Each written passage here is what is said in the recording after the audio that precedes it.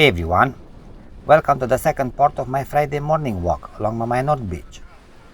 The morning is starting to pick up now, with more tourists arriving and the beach slowly becoming more active, while still keeping that calm seaside feel.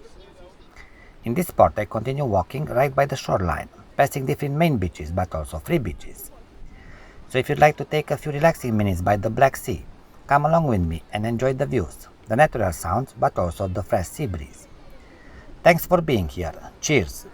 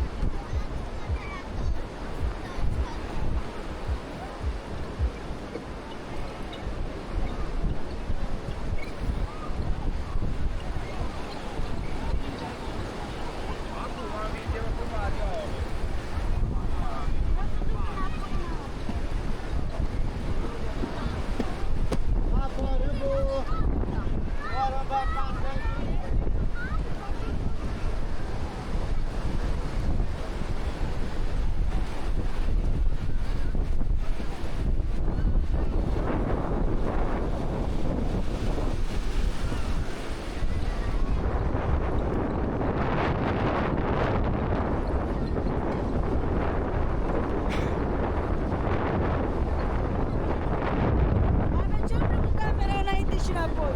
Trebuie ambele. Frumoasele!